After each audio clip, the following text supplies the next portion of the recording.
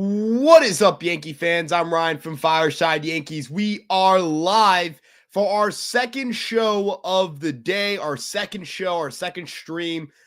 We put out an episode earlier today regarding Fernando Cruz. If you guys are interested in that video, you guys check it out. Alex and I recorded about a 30-minute episode breaking down Fernando Cruz, breaking down why he could be a standout reliever next year for the Yankees. Cruz, of course, acquired from the Cincinnati Reds in return for Jose Trevino. But with that being said, ultimately, I'm really excited to get into this stream because this stream is going to be a little bit different from our normal streams. It's going to be kind of driven by, to be fair, I believe it is pretty driven by the fans anyways. I try to, keep it to fans and all that stuff. But so far, we've got a lot to talk about. We got a lot of mock trades I'm sure you guys want to get into. There are, I think, a lot of interesting trade opportunities out there on the free agent market, or on the trade market. There are a lot of players who always become available who most don't consider to be available, or players who get moved that no one expected to get moved. I still remember when the Yankees traded for Josh Donaldson and Isaiah Kiner-Falefa, and it was a stunning deal to say the very least. But with that all out of the way, with that being said, let's get started kind of getting through the chat here. John Bloom was here earlier today when I first created this stream and scheduled it, saying, "What's up? Hope you're doing well, John." Graham Highlander says, "This will be interesting to see what trades the boys come up with." To clarify, he did say trades. Zen Z Edit says, "We better get Correa." I'm not sure how realistic it is, but with that being said, we'll get into that and more. We've got Brandon Moore saying, "Ryan, just watched a short video of Jason 161 River Ave a minute ago. People saying Hal Steinbrenner is cheap is beyond talking point and weak." Jason and I see eye to eye on a lot of things, and I think, overall, we both agree that the Yankees have tried to put their best foot forward in terms of acquiring roster depth and doing what the Yankees can do to make this team better. They have holes that they need to fill in, but overall, I still think the Yankees, have done their part thus far. We'll see how they'll do moving forward, but for sure. Very, I agree. Hal hasn't really been cheap. He's over the threshold. He spent quite a bit of money this year. Hopefully it's enough to get the Yankees over the edge. And obviously I hope it's enough for the Yankees to, I hope the Yankees are able to still get a little bit more on the offensive side of the ball. So, let's see. What's good? Says Kyle Roth. Ryan, how are you doing? I'm doing well, Kyle. Hope you're doing well as well. Johnny Almonte says, "Ryan, we need two lefty relievers." Well, the Yankees have shown interest in Andrew Chafin and Tim Hill, according to John Heyman of the New York Post. We'll get into that in a bit. The Correa talk serious, like where would he even play? Number one, there is no reported, there are no rumors or reports that the Yankees have held a conversation with the Minnesota Twins regarding a trade for Carlos Correa. We have not mentioned that. That's not something we say on the podcast because it's not out there. So, it's nothing that, maybe it has happened, but I wouldn't be aware of it. I wouldn't know what's going on that front. So do not, don't take my word on like, hey, I want Correa, as the Yankees have had conversations with the Twins about Correa. Let's go Yankees, says Steven, looking sexy as always. Appreciate you, Steven. Brandon Moore says, "I'm going to have to agree with you and Alex in a short video you guys put out this afternoon. Jason and Joe of the Shift 2 agree with me. Yankees won't get Correa." Yeah, I don't think the Yankees will get Correa. I just think that he makes a lot of sense for the Yankees because of his postseason experience. But on top of that, he is a star caliber player. He is an infielder. The Yankees desperately need an infielder. And he is significantly better than any form of upgrade the Yankees can get right now on the open market. What's up, Ryan? Says the MLB channel. What's up, man? Hope you're doing well. Foji says, "What's up? Hope you're doing well, man." Apparently, the Yankees are targeting Sandy Alcantara from Miami, even with his Tommy John surgery. Would you be okay with that? Number one, I haven't seen anything suggest that the Yankees are targeting Sandy Alcantara, that they've engaged in talks with the Miami Marlins regarding a trade for Alcantara. But I will say I would trade for him even after Tommy John surgery. He is a stellar starting pitcher. I do think he's going to get traded towards the deadline, not in the offseason. Three-team trade involving prospects. Stroman and Yanks getting Shea Langeliers and Luis Arraez. Hard for me to see the Yankees getting two players who could provide positive offensive value with trading Marcus Stroman and not significant prospect capital that would probably have to include Jason Dominguez. If, of course, you're getting, Shane Langley or someone of that caliber, where I don't think he's a great player, but he's cheap and cost controlled. Again, you're also getting Luis Arraez, a year of Luis Arraez. And then again, you have to factor in dumping $18 million of Marcus Stroman. Like, I just think it's far-fetched to think the Yankees could pull that off without, again, acquiring a high caliber or shipping off high caliber prospects.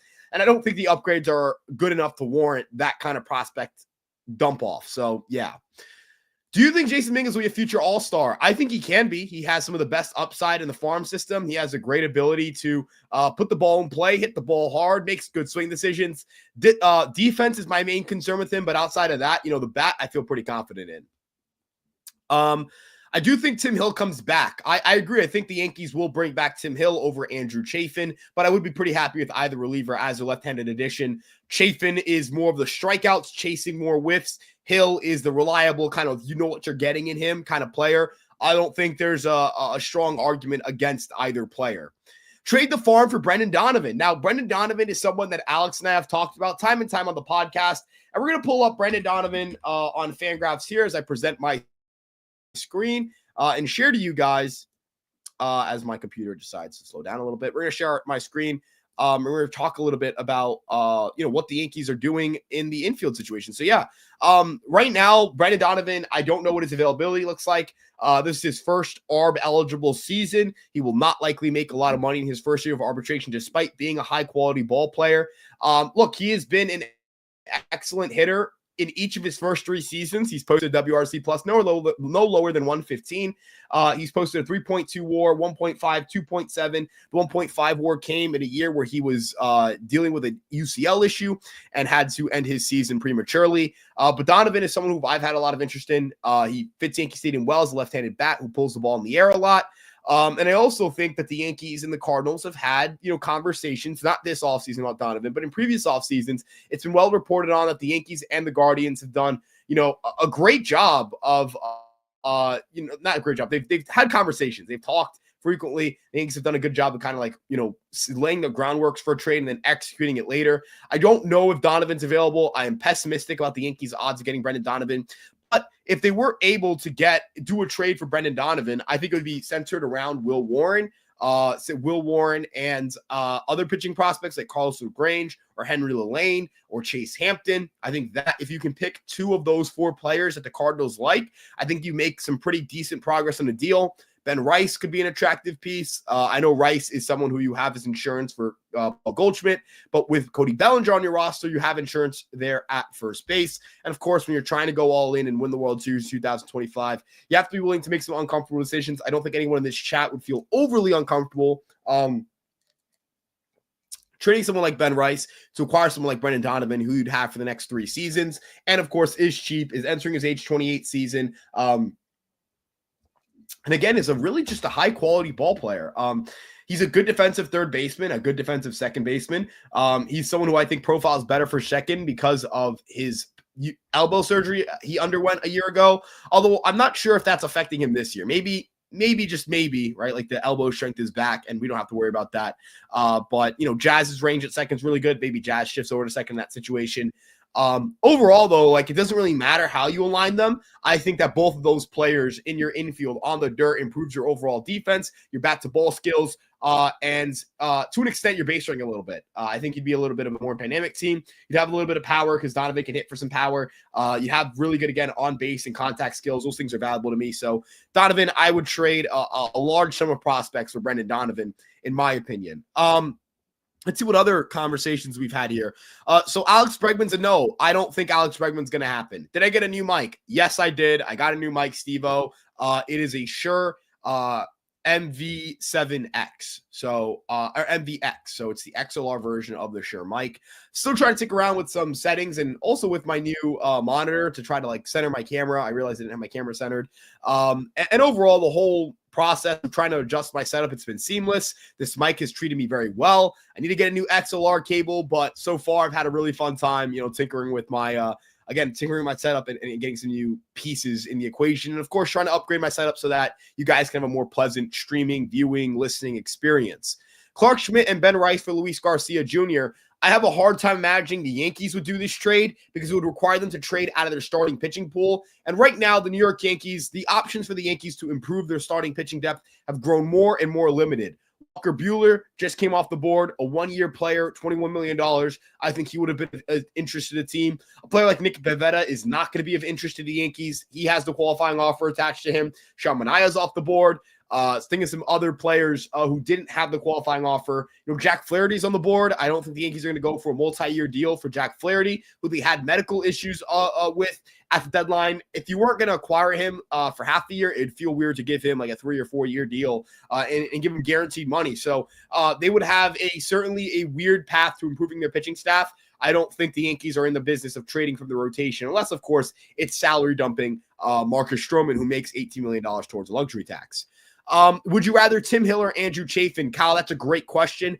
I personally think I lean towards Tim Hill, but I don't know. It's tough for me because I do value swings and misses a ton. I think Andrew Chafin's highly valuable because of his swing and miss abilities. The fastball regression is concerning, whereas Hill is kind of upticking in terms of his stuff plus numbers. So if you're trying to view these two pitchers as, their trajectory, the trajectory of Tim Hill looks a little bit better. But both of them are going to be 35 next year. Both of them are the same age. Both of them don't have the velocity they did in their younger years. And both of them have, they're very flawed in one regard, but excellent in another. Like Andrew Chafin misses a ton of bats, but his damage prevention skills have gotten worse.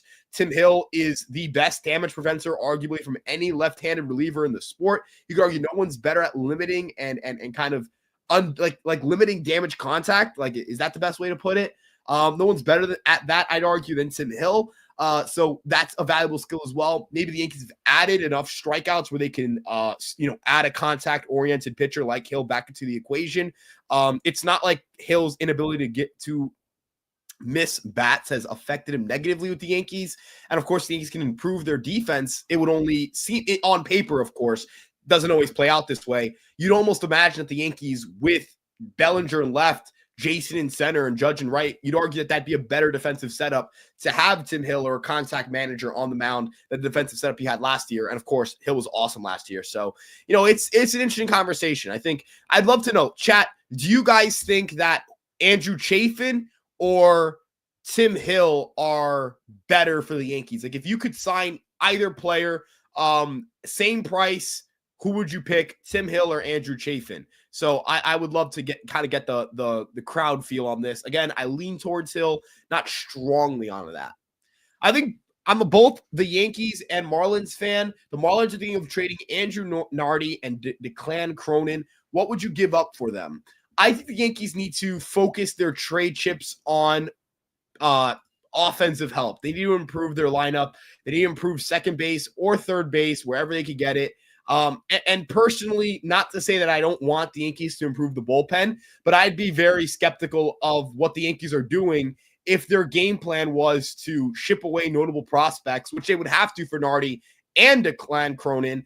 I'd be very, upset with the Yankees if they gave up significant trade capital for those pieces, considering that there are multiple infielders who I think could become available or are actively available on the infield market, whether it's someone like Willie Castro or a Ramon Urias. It's just, I think that the Yankees would be better off focusing on second base, using their money to acquire, someone like Tim Hill, or using their money to acquire Ha-Seong Kim, who I did a thread on Twitter. If you guys don't follow me, at Ryan Garcia ESM, check it out. With that being said, Bregman, Santander, Alonso aren't worth the money. Yankees won't waste money on them. Go get Brandon Lau as the left-handed bat. I love Brandon Lau. I don't know if the Rays are as willing to move them as we thought they would be. Michael Troyan says, might as well make a run at Massey or Donovan. Michael Massey would be a great get for the Yankees because he fits the ballpark extremely well. My only concern with Massey, and, I'm not saying this as like a player concern, it's more so the concern that I don't really know if the Royals are going to move him, right? If they're serious about putting India in left field, could they be serious about putting India at third base, his natural position in college and coming up through the minor leagues? Really moved to second base because the Reds had to move him there. They had Eugenio Suarez. Most recently, they had Heimer Candelario, Spencer Steer, a little bit of Ellie De La Cruz at third. Maybe India is able to move back to third, his natural position, and play Massey at second. I think that would be a better defensive alignment for them as well. Overall, I don't necessarily view Massey as this like, a massive upgrade, but I certainly think he's an upgrade that would help the Yankees. Again, just not sure where the Yankees are at with kind of, or what the trade market looks like right now. That's the interesting part. This is fair to say you'd move anyone but Dominguez for Donovan. I would agree. Drew Thorpe says, "What's up? Hope you're doing well, Drew. Hope you're having a great night." Trade Stroman for international money would be a fun idea. I wouldn't necessarily want much back for Stroman. I just want to get the money off my hands from the Yankees. With the amount of guys we have throwing changeups, not having two lefty relievers isn't that big of a deal. We definitely need one. I agree. One left-handed reliever, and I'm good. If it's Tim Hill, very happy with that. If it's Andrew Chafin, could definitely buy in on that, even if I think that's not as popular of a decision. Sign Moncada to a one-year deal for third base. That would be interesting. Not sure that's going to be what they do, but we'll see. Let's see. What type of let's see. Oh, this is a fun mock trade. Brian Hayes and Brian Reynolds for Jason Dominguez, Roderick Arias, and Will Warren. Now this deal improves your outfield and infield overall, I think, because I think the combination of Brian Hayes and Brian Reynolds are more valuable than the combination of Jason Dominguez and Oswald Peraza, who would not be in this trade, but just wouldn't play in that situation, or Oswaldo Cabrera. But you're certainly taking a risk. Hayes is owed guarantee money. So is Brian Reynolds. You're adding a lot of payroll. I think that part of the deal is unrealistic. I also think the part of the deal where the Pirates are trading Brian Reynolds and Brian Hayes is unrealistic as well. This team has Paul Skeens, Jared Jones, Mitch Keller. They have Bubba Chandler on the way. I doubt that they'd trade away Brian Reynolds, who they recently extended, after the extension. I think they would have done it beforehand where they could have gotten more for him. I think Dominguez certainly is an enticing piece for them, and I know they wanted Dominguez for Reynolds, but I think personally, Reynolds' defensive value caps his ceiling, kind of like Dominguez, and you're adding about $30 to $40 million in payroll. That's where I have the trouble around this deal. If it was Arias and Warren for, Reynolds, that would be a fun trade for the Yankees, but I also think the Pirates would say no to that. So I'm not sure the Yankees are interested in trading for Brian Reynolds. I don't think the Pirates are interested in trading him away. And of course, I'm not particularly sure that Brian Hayes' next step should be being traded to the Yankees, considering he needs some offensive development to lift the ball off the ground a little more. Great talent, great defensive player, excellent third baseman with the glove, but definitely not a proven bat at this point in time. Let's see. Marcus Stroman for Taylor Rogers. Yankees get a left-handed arm, cut some payroll, and the Giants get an innings eater. I would love that idea. I think the Yankees would greatly benefit from this kind of trade. It cuts their payroll down from $303 million, roughly, in the luxury tax, to, I believe, it's $296. Maybe that opens up room for them to make a move to acquire an infielder on the trade market and not go over that fourth threshold, or go back to 303 with a trade. Again, I really think Willie Castro is a nice get for the Yankees if they could get him, a switch-hitting bat with good speed, with good power to the right field porch, and the kind of player who I think, can provide decent WAR value. But with that being said, before we continue going on, if you guys are new to the stream, if you guys are returning from earlier stream, whatever it may be, appreciate you stopping by. If you could just hit that like and subscribe button. If you like, it helps the stream. It helps the algorithm. Just press that like button. Press that subscribe button if you haven't yet. It's free. It's just one click. And yeah. But again, I love this trade, Eric. Stroman for Rogers. I think it's a great idea. Even if the Yankees have to throw in a lower level chip, would certainly still be in on it. Again, it frees up payroll. It doesn't cost the Yankees their key prospect capital. And of course, Rogers fills a need in the bullpen, alleviating the pressure to sign a Tim Hill or an Andrew Chafin, or it gives them the opportunity to sign someone like Tim Hill, and still go trade for an infielder and really build together an excellent bullpen, and a bullpen with unbelievable depth, veteran presence, good upside, some young guys. And of course, allow them to still go out and get a bat and improve the lineup. That's the kind of move that I think makes the team overall better. I would take a team mascot for Marcus Stroman at this point. I agree. I'm not, again, this is not personal. It's just the Yankees are pushed up against the third threshold. So yeah, that's kind of where I'm at. That's where I'm at right now. I'd sign Bregman. Sorry, not sorry. Look, if the financial situation lined up, I would sign Bregman as well. I think Alex Bregman's a good player. I just don't think that the Yankees are interested in giving him a long-term deal, expending the qualifying offer, all that stuff. So, yeah, I think that Bregman, it's not a matter to me of not thinking he's good. It's just not a great fit for the Yankees. And also for Bregman, the ballpark's not a great fit for him. Anthony asked, how about trading for Xavier Edwards and putting him and Jazz at second and short and moving Anthony Volpe to third base? I would keep Volpe at short. I'd keep Jazz at third and put Xavier Edwards at second if the Yankees were to acquire Xavier Edwards. I just don't believe Xavier Edwards is available, nor do I think the Yankees are going to trade for him. The Yankees do not acquire guys who have little to no power at all. I know people are going to say Isaiah Kiner-Falefa or Alex Verdugo, but, I think they hope IKF would hit for some more pop. I think Verdugo hit 10 to 15 home runs this year. That's something that the Yankees would prefer over a guy with a 390 BABIP last year. I just doubt that Edwards is going to repeat that production. There's a lot of Nicky Lopez here. Edwards is not a good defensive shortstop at all. He has to move off the position. I know he's young. I totally get that. And maybe he hit for some more power here, but he's 25. And he's turning 26 next year. He's a lot older than that. And he's 5'10", 175. Like, he's never been a power hitter. I just don't think he's someone the Yankees would target.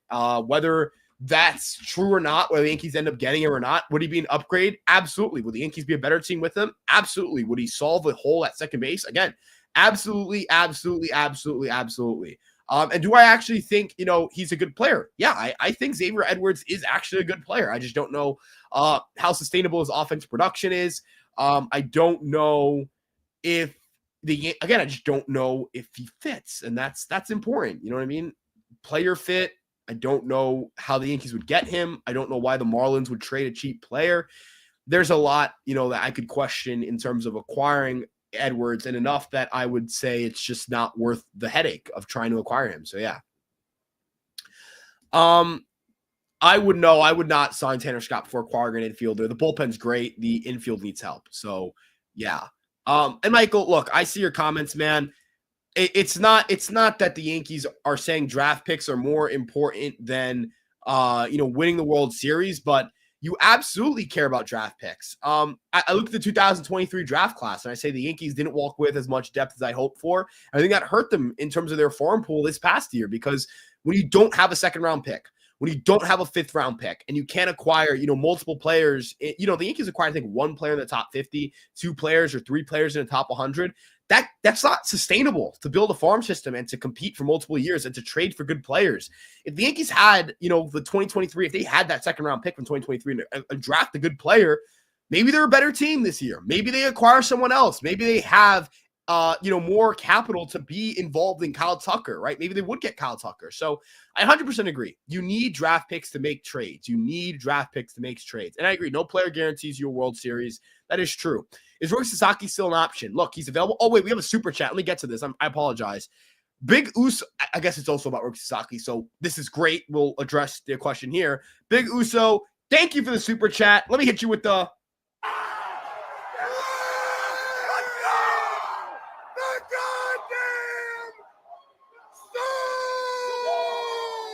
Thank you again for the super chat, man. I appreciate it a ton.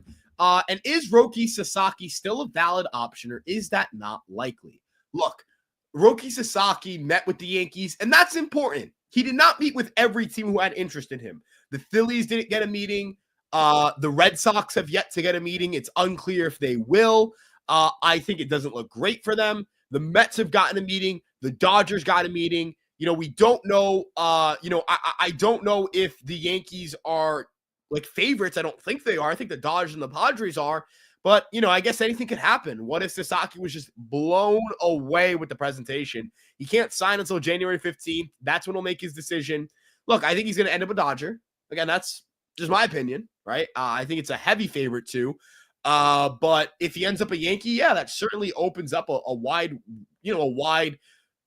spectrum of opportunities. We'll talk about a mock trade I saw earlier regarding if the Yankees sign Sasaki. And yes, the new mic is working. It is working. I think it is. Chat, would you say this new mic is doing a job, or would you say it hasn't really done anything, or is it still bad? I think it sounds good, but I could be wrong. Let's see. We had a mock trade regarding like if the Yankees signed Sasaki. It was such a fun idea. Where are we? If you know who you are, I think too. There we go. Mikey Boy, 07, 007. This is great. This is great. All right, let's talk about this. If the Yankees signed Sasaki, they trade Marcus Stroman, Jorbit Vivas, Clark Schmidt, and Oswald Peraza for Carlos Correa. Now, Vivas and Peraza, I think that you need to upgrade that part of the prospect package. If you're having them take on Stroman, you need to trade, I think, a Spencer Jones in this scenario. And you need to trade, like a Rock Riggio, like someone who's like got some upside. I think that I think that the framework of Schmidt and Stroman might work, though, because Schmidt is extremely valuable to the Twins in this scenario. He's a cost-controlled starting pitcher, and the Twins need starting pitching. I think you'd need to, again, acquire a little bit more, like as mentioned here, Jones and Schmidt plus, absolutely. But the framework of Stroman, Schmidt, prospects works for me. It works for me.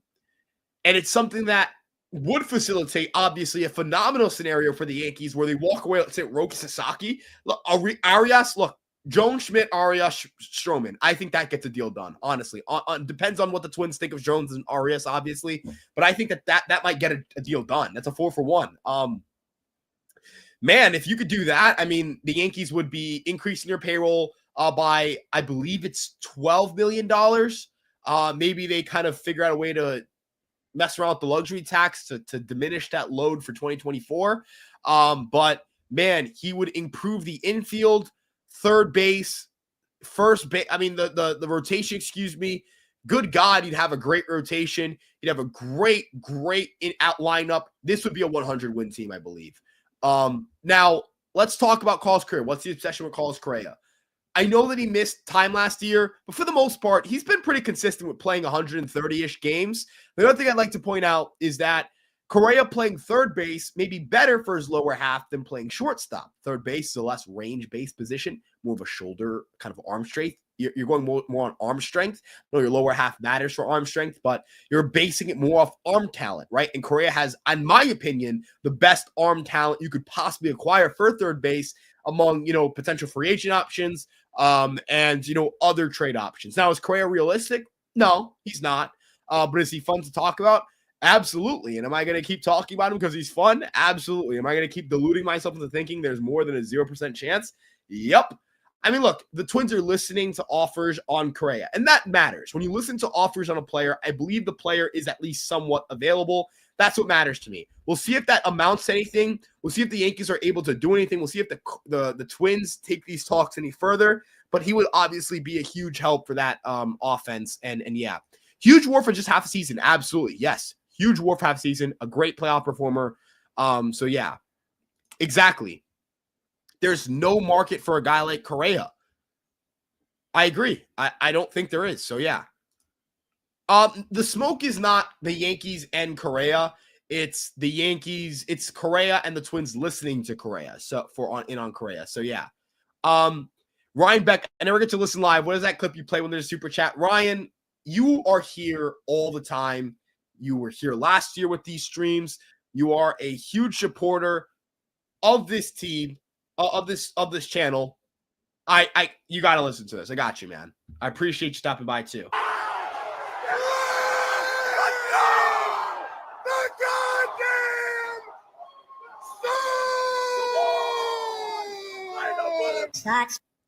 That's our play the song. We play the song after every win on Instagram. That's a huge thing that blew up. Obviously love doing it. It's tons of fun. So I love playing it for all the super chats as well. Prophet says, and this is not I don't know if I agree with this take, but this is a great conversation point. Ryan, tell me if I'm smoking crack. I don't think you are. At least if you are, I won't tell any authorities. But I'm not convinced this team, as presently constructed, even with no second baseman, doesn't win more games than last year's team with all the run prevention. So I'm assuming what you're saying is that you're not convinced that this team would be worse than last year's team as currently constructed. I think this team is worse than last year's team as currently constructed. I think with the right addition at second base, I think they can be as good, if not a little bit better. The Yankees have pivoted their roster construction to be about run prevention, base running, and defense. The Yankees were abnormally terrible on the bases this past season. Something that I was really looking at this morning when I was writing an article on Ha-Seong Kim. But the Yankees had their worst base running team, according to Fangraphs, since integration in 1947. The worst base running Yankees team of that stretch by a considerable margin. The second worst base running team of that stretch was the 2023 Yankees. This team is abnormally bad on the bases. If you want to make up offense and you want to try to make up for what you lost in Juan Soto, the Yankees need to try to be net neutral, if not net positive on the bases. They would occur about 17 runs of base running offense if they were able to put out a net neutral team on the base paths. And that's important. I think that's extremely important. This team needs to be better at running the bases and generating offense without the bat. When you look at the Yankees without the bat last year, they were very underwhelming. Good, not great defense with a lot of top-heavy defensive players. Wells, Trevino, Volpe made up a huge chunk of this team's defensive value. Rizzo, Verdugo, Soto, Torres, losing those players, what does that do for the Yankees? Offensively, Soto was a big loss, but Torres, Verdugo, and Rizzo put up negative offensive runs last season, were negative base runners, and except Verdugo, were negative defensive players. Soto was a negative defensive player, but I don't necessarily feel the need to go like he was a bad defender and a bad base runner. We all know that despite Juan Soto's faults, and I'm going to lower my chair a little bit, he is an excellent, and I mean excellent, offensive player. He is a generational offensive player. I agree with this too. Losing Rizzo is addition by subtraction. I think the Yankees have gotten considerably better at first base because of the depth they have there. Goldschmidt, Bellinger, and Rice should all form for what should be at least a productive first base room this season, with two of those three players, in my opinion, being above average defensive first baseman. Again, it's about defense, it's about base running, and pitching. Again, the Yankees, I thought, were a little less inspiring on the pitching side than people gave them credit for. Their FIPS and their expected FIPS weren't great. I don't know if Luis Gil's going to be as healthy. I don't know if Carlos Rodon's going to be as healthy. I don't know if Clark Schmidt is going to be as effective on a per-game basis, maybe more effective overall with more volume. I don't know how Garrett Cole's going to trend in 2025. Can he give me more innings? And the bullpen, too, a lot of guys who were not looking great in terms of their future outlook. Tommy Kahnle had his lowest swinging strike rate and saw a decline in his fastball velocity. Someone mentioned Clay Holmes, and this is Clay Holmes, and I want to talk about what Sam G had to say here. Replacing Clay Holmes with Devin Williams gives you 8 to 10 wins over last season. I don't know about 8 to 10 wins. I'd say if Williams was the closer over Holmes, the Yankees probably convert 4 or 5 or 6 of those saves. So they probably win 5 or 6 of those games. Of course, you can't. I mean, maybe 4 or 5 because not every blown save ended in a loss. That's also an important point. So maybe they gain 4 wins there. But the important thing is that, yes, Clay Holmes had a good ERA, but win probability added matters here. And this is where WPA and WAR are kind of tough, right? You're not a bullpen's impact on a team's chances of winning is totally dependent on win probability added, not FWAR. Right. So FWAR or projected WAR is not going to account for this as well. But leverage dependent stats like win probability added are going to better capture a player's true impact that given year. It's not sticky. It doesn't correlate to next year win probability added. I believe Holmes, if you ran him through the 2025 season as the closer, would convert more saves than he did last year. But again, I think that the New York Yankees are gaining a better save artist, or someone who's going to collect more saves or convert more saves than Holmes did last year. I also think the back end of their bullpen's a lot better. I think that another thing that the Yankees have done really well in this winter, again, is improve their defense. Left field, they should be a lot better defensively. In the corners, in the outfield, at first base, should be better defensively. At third base, having Jazz here for a full season makes them a little bit better defensively, at least a little more dynamic. Volpe's a great defender. If they don't upgrade at second base, I'll be very upset, but at least you can argue they're better at defensively. I don't think that's enough for me to really be okay with that. But the point is, the Yankees need to be consistently excellent defensively across the diamond. The only position where I'm worried about their defense is center field. And then, of course, base running wise. Dominguez is a good base runner. Volpe's a good base runner. Jazz is a good base runner. Paul Goldschmidt, for first baseman, is a pretty good base runner. You have Bellinger's a good base runner. That stuff matters, right? So being a better base running team than last year's team, not being negative, not having a negative 16.9 BSR. So you need to be a net neutral base running team, a top 5 defensive team, and that's kind of the 2 markers. If the Yankees are very good defensively and they are decent on the base paths, this team will win a lot of games. That's why Ha-Seong Kim, I think, makes a lot of sense for them, because Ha-Seong Kim is someone who brings a lot of base running value, brings a lot of defensive value, makes them elite defensively, and maybe elite on the base paths. So there's that too. And look, I wanted to get to this point. So someone mentioned Bryson Stott. Bryson Stott. Let's talk about Bryson Stott. I think it was Peter who mentioned Bryson Stott. Peter, I can't pronounce last names. Peter Manecci. Peter Manecci. Is that the name? I apologize if I butchered it. Just let me know if I did. Look, Bryson Stott is someone who I don't think is a great fit for the Yankees offensively. He really struggles in terms of his ability to be aggressive in zone, and that's something that doesn't bode well for the Yankees. And he doesn't really work walks either. So when you're bad at working walks and you're not aggressive in zone, that to me indicates a hitter who isn't very good. Or doesn't, make the right swing decisions. He lets a lot of hittable pitches go by him. Granted, he is an elite base runner and an elite defensive player, and that's going to matter. That makes him a better player. That makes him a better player than what they have internally. But you have to be a good enough hitter to some extent. And Stott doesn't strike me as the kind of hitter who would, improve by just coming over to Yankee Stadium. Philadelphia is pretty left-handed friendly as well. To me, Stott is someone who needs to just he has his own stuff to work on, and that's swing decisions, and that's something that the Yankees should not be trying to work on him with. I think Alec Boehm is a much more suitable infield upgrade if we're going to look at the Philadelphia Phillies. Ha-Seong Kim is the choice. I agree, though. I think Ha-Seong Kim is my best pick in terms of realistic infield upgrades if Correa isn't happening. So, I view Correa as the guy. I view Correa as this unattainable, unrealistic option, but kind of to have fun with it. I view Ha-Seong Kim though as a definite possibility that could happen if the Yankees are smart with their finances. I don't think Adam Frazier or Jorge Polanco are strong options. Adam Frazier is a defense first guy again. Look, I have no problem with defense, but Frazier is not a productive hitter at this point in his major league career. He's not a particularly productive defensive second baseman the way he was early in his career at the Pirates either. He's clearly aged, put up a 63 WRC plus. That is awful. His defensive numbers at second base were awful. He's not particularly fast. He isn't someone who I'm into anymore. I was into him at the deadline in 2021, but he's steadily fallen off since. And then as it pertains to Jorge Polanco, again, Polanco, good player, just too injury prone, not good enough defensively, the kind of player who I would want the Yankees to stay away from because I think that at that point you just bring in Gleyber Torres. I think Jazz and Dominguez have 30-30 potential, but I would like to see them. I'd like to see Jason play out his major league season first before I start, claiming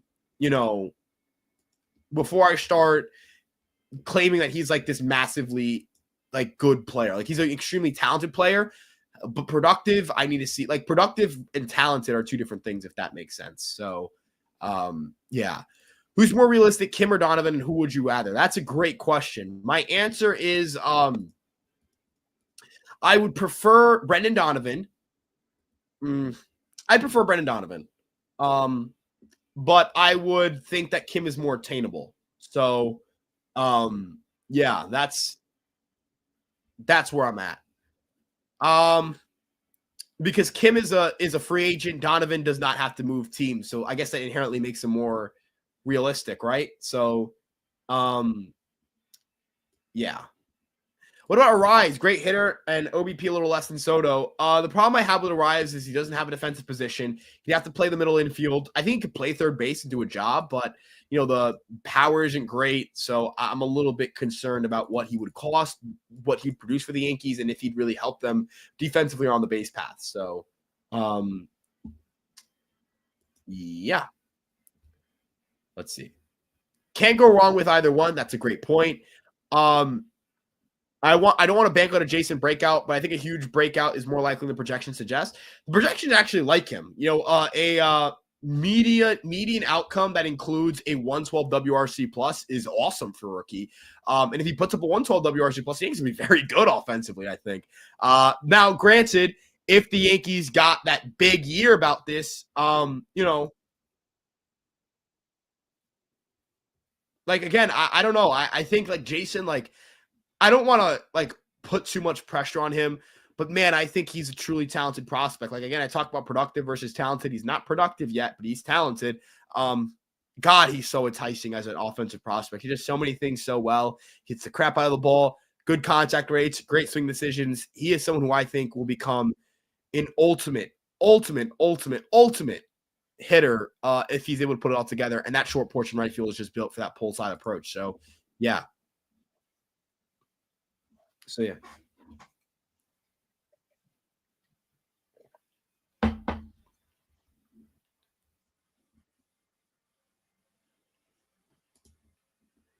Let's see what else we got. Ooh, okay. How about Will Warren, Rodriguez plus Jackson as a start to talk on Sandy Alcantara? I think Sandy Alcantara would cost way more than that. And I think the Marlins would wait to trade him until the deadline.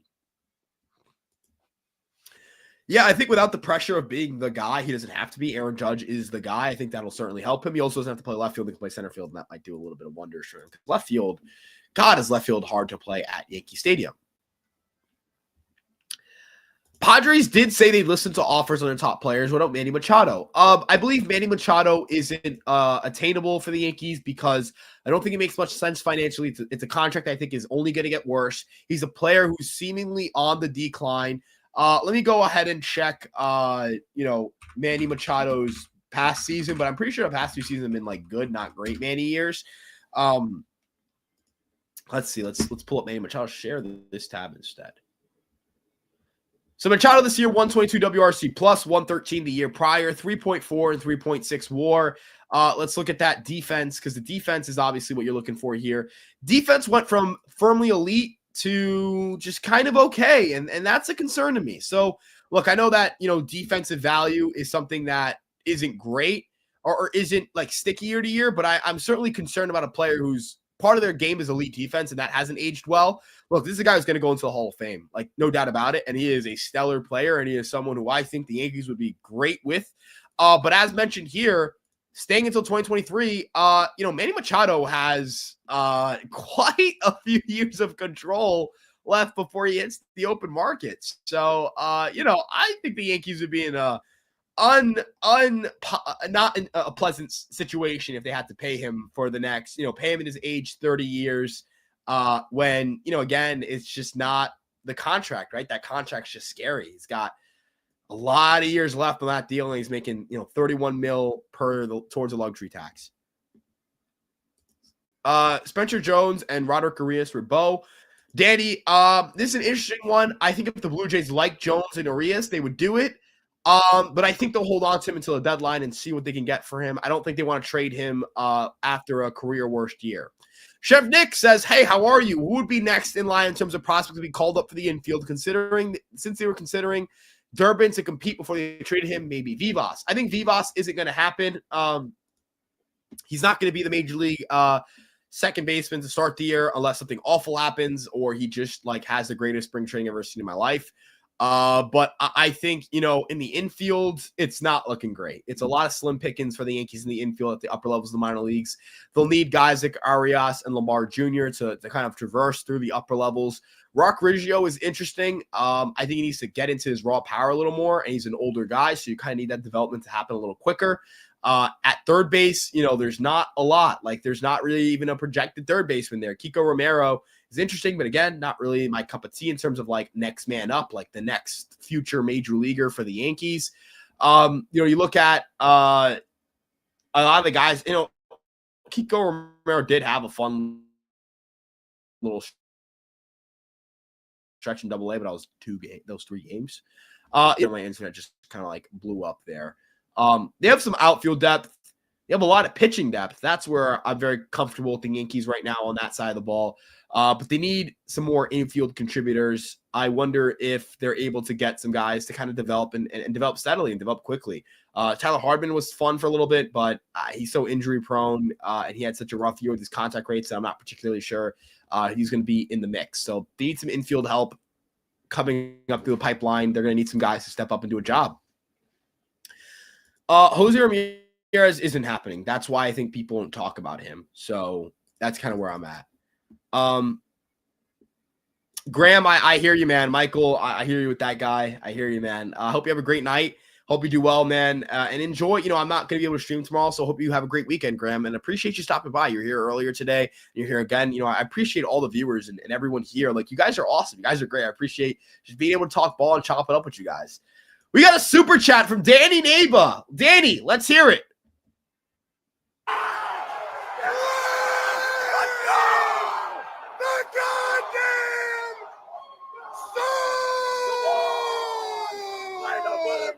And let me second his comment here. Smash the subscribe button, hit the likey, folks.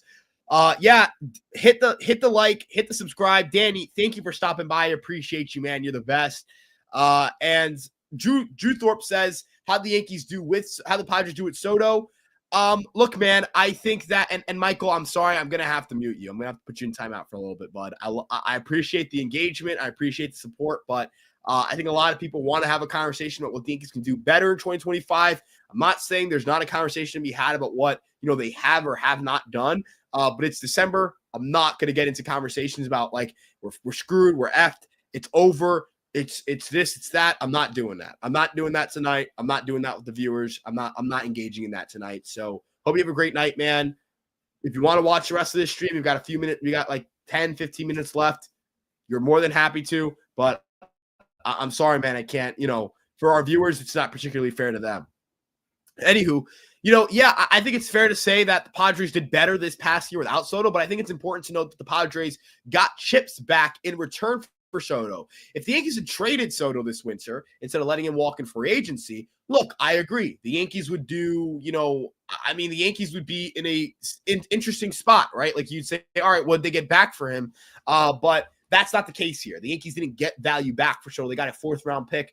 It's highly unlikely that 4th round pick ever, and I mean ever, becomes nearly what Juan Soto is. It's a matter of whether opportunity cost or the players that you got instead of the players you got instead of Soto, are those players going to be better? We'll see. It'll be interesting to see kind of how things go for the Yankees. So it's very interesting. It's very interesting. I think the Yankees are in a weird spot with their Soto situation. And I'm curious to see how they do. I'm curious because I don't think it's firmly they're in the gutters or anything. I just want to see kind of what they do from here on out. I'm willing to see what they're going to do. That's really it. I'm willing to see what they're going to do. I'm always going to be willing to see what the Yankees can do and how they're going to play every single year. I'll give you $1 million if you give LA King that same speech. I don't think I will, unfortunately. Besides Donovan, who is a realistic trade target for the Yankees, Willie Castro. I mentioned Willie Castro before. Switch hitter, good power to the right field side. Can hit from left-handed, right-handed side. Solid at third. Solid at second defensively, good wheels. I think Castro would be a really nice touch, a nice finishing touch for the Yankees in their offense, make them a slightly better roster, make them a slightly better team. 1 year of arm control. And big thing here, 27 years old, still young, still athletic, would make the Yankees a better base running team, better defensive team, give them a deeper lineup, all that stuff. So, definitely a situation where I think that's realistic. I think that's what the Yankees can certainly attain.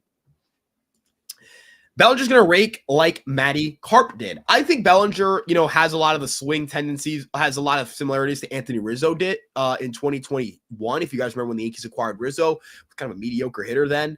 Yankees were able to improve the barrels, improve the pull rate to right field. Bellinger kind of already has done the groundwork on the pull rate to right field. He's someone who I think with the Yankees would certainly are certainly going to get more out of in 2025. Who's your prediction for second base or third base? It's interesting. I'm not particularly sure. Again, Willie Castro, Ha-Seong Kim, certainly kind of like realistic options. Gavin Lux, definitely I view as a possibility. So, yeah, I don't know. I don't know what they're going to do. It's interesting. Yeah, Nico Horner would have been great. I just think that once they traded Isak Paredes, it got taken off the table. Nico Horner is an elite defensive player, brilliant base runner. But yeah, I don't know really where that's going to go from there. So, I don't think the Yankees are going to go big at third base in terms of finances. That's why I don't think they're going to get Correa, but I hope they do because, there's certainly a window for that to make sense. Obviously, Correa is also a great player, but again, Hassan Kim, definitely someone who I think is a fun option for the Yankees. Thoughts of the Marlins revenue sharing situation? This is great question. If it lets me click to it. My StreamYard right now is being a disaster. It'll load in a second, or maybe it has on YouTube. And I clicked this New York Post article because I thought they're news, but it's just John Heyman talking about Andrew Chafin and Tim Hill. There we go. Thoughts of the Marlins revenue sharing situation? Think that can make them a decent trade partner for a bad contract like Stroman? Absolutely. So for those who are unaware, the Miami Marlins, similar to the Oakland Athletics, need to increase their payroll so they don't get a grievance from the MLB Players Association, a grievance that would harm them pretty significantly. They want to continue to get revenue sharing money. They have like $70 million, they get, I think, a year in revenue sharing, or they're going to get this past year. They want teams to keep giving the money, so they need to spend a little more money. I think Stroman would certainly make sense in that regard. Teams can always use pitching. I'm sure if you're going to look at the one part of your roster where you would want to add, payroll, it's always pitching, because pitching you can always improve your pitching staff. You can never have too much pitching. So always good to have extra pitching depth and just kind of have a surplus where you can. So you can have guys who eat innings. Stroman, kind of a pro inning eater, right? That's kind of like what he does.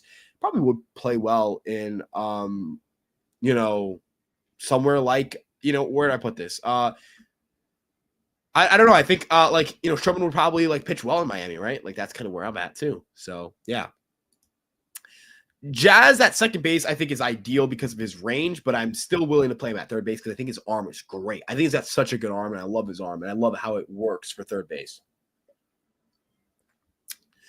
Can Haven speak while Scott Boras is drinking a glass of water?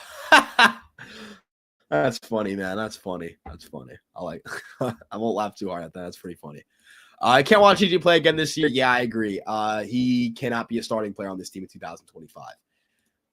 I don't care what we get for Stroman from Miami. I just care that we get as much money off the books as possible. The priority should be getting money off the books, not a player return in that situation. If they dumped $12 to $13 million, I would throw a freaking parade. So, yeah. What about Jose Iglesias for second? I think you need more than Iglesias. You need a little more depth. Man. Like Iglesias, but I will say the one thing Iglesias has done in his major league career is just produce WAR. It would just feel weird to sign Jose Iglesias coming into his age 35 season, right?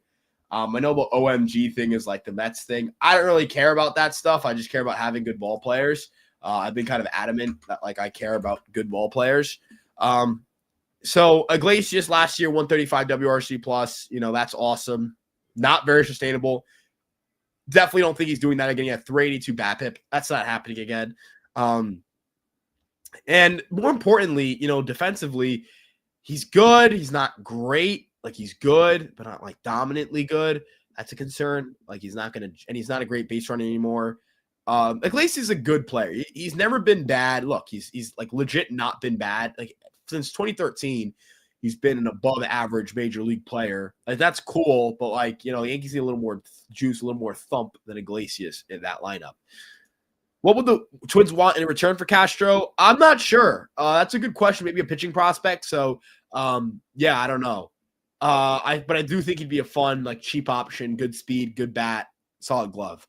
Heyman said Alonso and the Mets have a sizable gap in negotiations. Boras really trying to do his thing, lol. I think the Mets are just willing to hardball Pete Alonso because I don't think they feel like they owe Pete Alonso anything. I don't think they're burnt out to bring him back. So, yeah, that's kind of where I'm at there. That's where I'm at there. Yeah, for sure.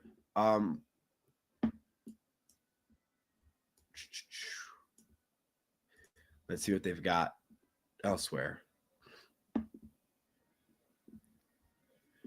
Um, what would the Dodgers want in return for Lux, assuming they get a dude like him? Would certainly say like a reliever, right? Like that seat or a prospect.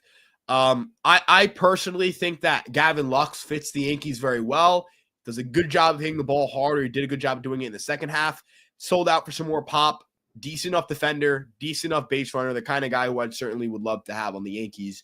At a buy low, young player, cheap player, 27 years old. So yeah, I would love for the Yankees to sign Alex Bregman. I just don't think it's realistic. So yeah, would love him on this team. I think he's a great player. I've always loved Alex Bregman.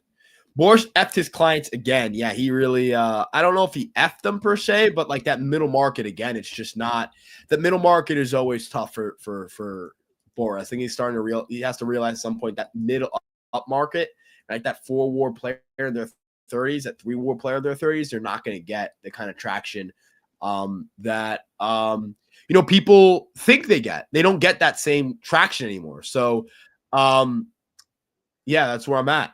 So yeah.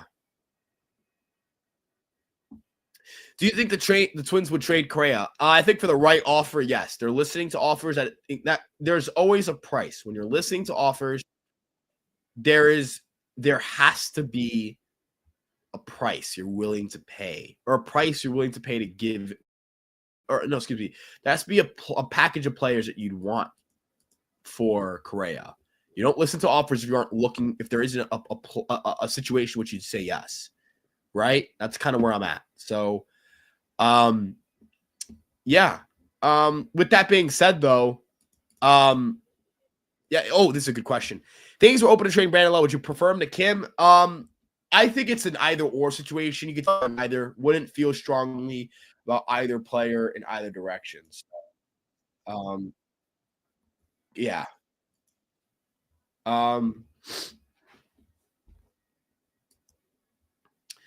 Brendan Rodgers. So I'm not a big Brendan Rodgers guy. I think his defensive outlook is negative. I think his base running value is negative. I don't think he has his own base in the major leagues. If he has, I think he has one.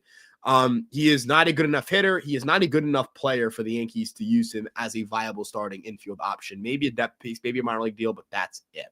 Would you want an Alec Bohm trade? For the right price, yes. I think Alec Bohm improves this team, improves this offense, was better defensively at third base, moves Jazz to second, which is something that, I think would make them a little bit better defensively as well. So, yeah. Give me that Richie Palacios kid. I like Richie Palacios. I've always liked Richie Palacios. He's shown an ability to play second base. Jazz Chisholm is someone who could play third still. I just don't think the Rays are open to moving him because he's cheap and he's pretty decent. So, yeah. Looks like the Yankees are going for both Hill and Chafin. I don't know if they're going to go for both, but if they got both, certainly would be a great bullpen for sure. I think the offensive game's even more of a downgrade. Do you think he can elevate his offensive game? Well, a couple of things. Last year he had a 101 WRC plus, and he only had a 261 BABIP. I think that BABIP is guaranteed to climb up. He is closer to a 105 to 110 WRC plus hitter. He's got decent enough game power. Really good on-base skills, really good bat-to-ball skills, kind of like a Brett Garner, in my opinion. Brett Garner, someone who, obviously was a consistent figure for the Yankees in left field. Hassan breeds that kind of consistency, that kind of just immediate impact, always going to help your team, always going to make them better, always going to make your roster play a little better. That's kind of play the Yankees need to be all over on the free agent or trade market. Nolan Gorman had over 800 OPS in 2023. Should be an option. His problem is his defense, and defensively at second, he's a butcher. Not sure he can handle third, but the bat is certainly enticing. A lot of swing and miss problems, tons of pop though. If Nolan Gorman is someone that they're willing to trade, and if the Yankees believe he can be an above average defensive third baseman, I'd certainly be interested, but that's a lot of ifs. If the bat gets better, if he can hold third base, right? Like that's something where I think it's a little bit, you're asking for a lot. It would not help in the pursuit of Sasaki or Murakami because Ha-Sung Kim is Korean. He was born in Korea. And so not someone who I view as a aid in helping recruit Japanese players. It may help you in the Korean market where there's an infielder coming up the next 3 years. And I'm really excited for him. We'll talk about him in a different video way down the line. Is your mic skipping or is that just me? I don't think my mic is skipping. I could be wrong, but I don't think it is. let the viewers decide. I don't know. Is anyone else hearing that? I'm not hearing anything.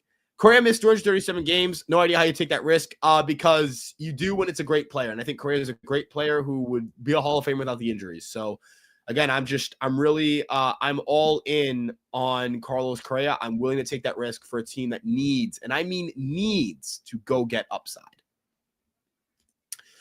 Ha-Seong Kim is better than Hae-Sung Kim. He was a better Korean player. He was better in the KBO, excuse me.